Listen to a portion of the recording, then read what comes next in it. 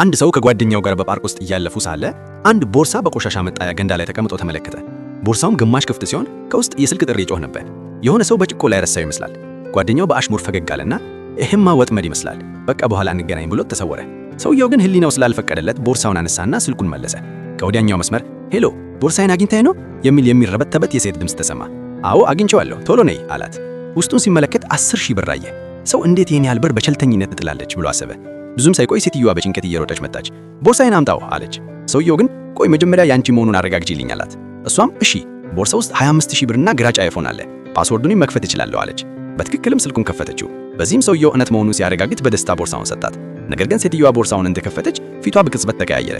ስማ እዚህ ውስጥ የነበረው 25,000 ብር ነበር፣ አሁን ያለው ግን 10,000 ብቻ ነው፣ ሌላው የት አለ ብላ ጮኸች። ሰውየው ደነገጠ። ምን አትቀልጂ፣ እኔ ስከፍተውም 10,000 ብር ብቻ ነበር፣ ከሱ ምንም አልነካውም አለ።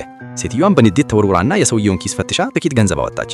አየህ አወቅኩኝ እኮ ይሄው ገንዘቤ ሌባ ብላ ጮኸች። ሰውየው ግራ ተጋባ። ቆይ ምን ማለትሽ ነው? ይሄ እኮ የራሴ ገንዘብ ነው ብሎ ለመቀበል ሞከረ። እሷ ግን ቦርሳ ውስጥ ከተተችና አንተ ሌባ እያነች ልትሄድ ዞረች። ልክ በዚህ ጊዜ ቅድም ወጥመድ ነው ብሎ የሄደው ጓደኛው ብቅ አለ። በስልኩ ሁኔታውን እየቀረጸ ነበር። ቆይ እንጂ እመቤቴ አለ ጓደኛው፣ ጨዋታሽን አይቼዋለሁ። ሆን ብለሽ ቦርሳሽን እንዲህ አይነት ቦታ ትጥያለሽ፣ ከዚያም መልካም ሰዎችን በሌብነት ትወነጃለሽ። መጥፎ ዜና አለኝ፣ ቅድም ጀምሮ ሁሉንም ሴራሽን በቪዲዮ ከረጀዋለሁ። አሁን ፖሊሶች እየመቱ ነው አላት። በዚህ ጊዜ ሴትዮዋን በድንጋጤ ደረገች። ለሌላው ያሰበችው ወጥመዱ በሷ ላይ ሆነ።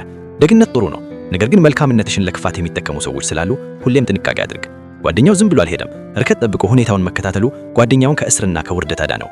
የጓደኛው ብልህነትና አጋዥነት ከተመቻችሁ የስ በማለት ኮሜንት አድርጉ።